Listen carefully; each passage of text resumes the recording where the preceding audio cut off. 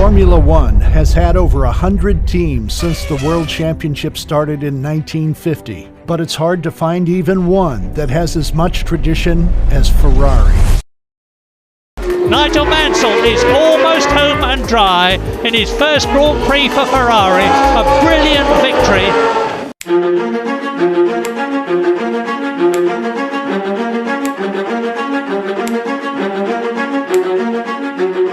And this is all thanks to the founder himself, Enzo. The man started in his father's workshop with a dream and would go on to leave one of the most legendary legacies in the world of racing. This is the complete story of Ferrari in Formula One. It all started in northern Italy back in the early 1900s. This was when a young lad named Enzo Ferrari grew up above his dad's workshop. Every morning, Enzo and his brother woke up to the clanging sounds of hammers below as their dad worked away.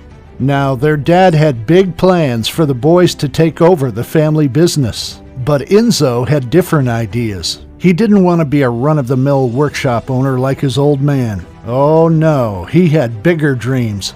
Enzo was all about fast cars and racing tracks. Ever since he laid eyes on his first race in Bologna at the age of 10, he was hooked. Racing became his obsession, his passion, his everything. After World War I, where Enzo tragically lost his dad and brother to illness, he dove headfirst into the Italian racing scene. He even got a deal with Alfa Romeo in 1920, notching up a massive 11 victories. And that was just the beginning. In 1929, Enzo went all in and founded Scuderia Ferrari, a powerhouse team of top-notch drivers, all backed by Alfa Romeo. Their crowning glory came in 1935 when they achieved victory at the German Grand Prix. Sadly, the Dream Team disbanded just 2 years later. But that didn't stop Enzo. If anything, it fueled him even more. Because after the chaos of World War II died down, the Ferrari team rose from the ashes. This time as a full-on constructor. You see, after the war, the automobile world saw kind of a renaissance. New models were being presented and the number of private cars on the road skyrocketed. So of course, the racing world and Ferrari alongside it had to get into the action as well. By 1949, all eyes were on Ferrari as they pulled off a legendary win at Le Mans. Fast forward to the next year and boom, they were hitting the grid at the Monaco Grand Prix, one of the early races in the brand new Formula One World Championship. Ferrari had decided to field 3 supercharged 125 F1's, making this a historic moment in the history of the racing world. Sadly, the Monaco race involved an accident in the first lap when a freak wave wet the track, causing Farina to spin while he was second behind Fangio. Because of this, the Italian driver and 9 others were forced to retire. But let's talk about the man behind all this magic, Enzo Ferrari. Now, by this point in his career, he'd already achieved what he thought to be his ultimate dream of being a racing driver. Despite starting from scratch, he was able to build his very own world-class racing team. But little did Enzo know, this was still just the early days of the legendary Scuderia Ferrari saga. That's because he was a man who was really tough to please. In fact, even at the Monaco GP, he still wasn't happy with the results of the race and decided to push forward the development of a new car with a more powerful engine. Now, if you were a driver even considering an offer to join Enzo's team, you better believe you knew about the big boss's rep.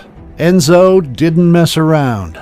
He famously called himself a man agitator at Ferrari's Maranello factory, setting the bar sky high. Only the best of the best made the cut. Enzo wanted to see results, and to make sure that happened, he'd push his staff and drivers to their limits in his quest for excellence. Sounds tough, right? But hey, it worked, especially because Enzo had a clever tactic up his sleeve. And this was hiring more drivers than he had cars. The message was clear: perform or lose your spot. Now, some say Enzo had a softer side, but let me tell you, Maranello was like a high-speed pressure cooker, where power, speed, pride, and aggression were the only currencies that mattered.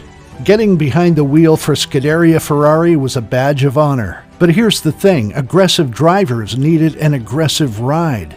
And Enzo had a straightforward philosophy. Horsepower ruled the roost. And guess what?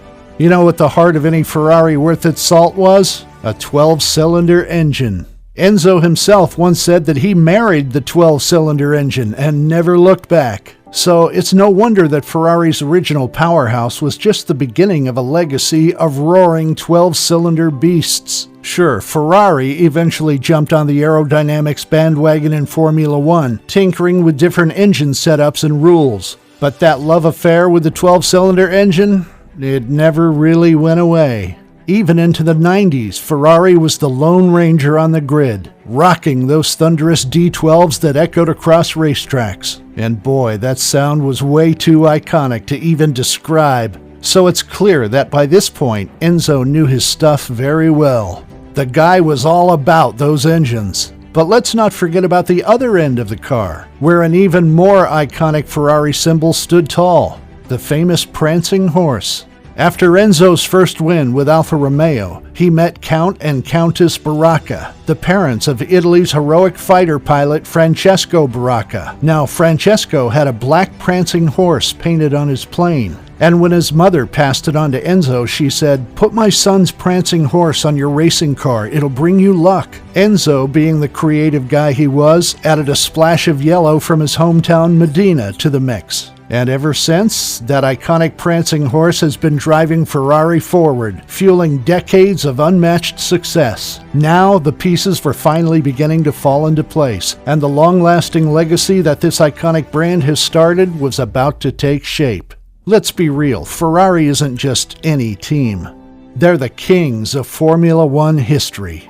We're talking 15 drivers' championships, 16 constructors' titles, and over 200 race victories. They've left their mark, that's for sure. From Alberto Ascari's World Championship triumph back in 1952 to Michael Schumacher's remarkable 5 consecutive titles at the turn of the millennium, the Maranello factory has been dishing out championship-winning cars like clockwork. And let me tell you, the sheer scale of Ferrari's success has made them the ultimate destination for Formula One drivers.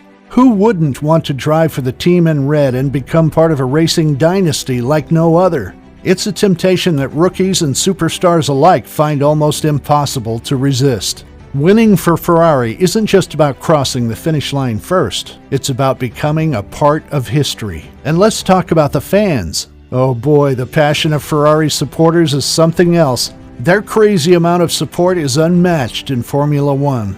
But with such devoted fans comes immense pressure for Ferrari to perform. Every race, every lap, they're expected to deliver nothing short of perfection.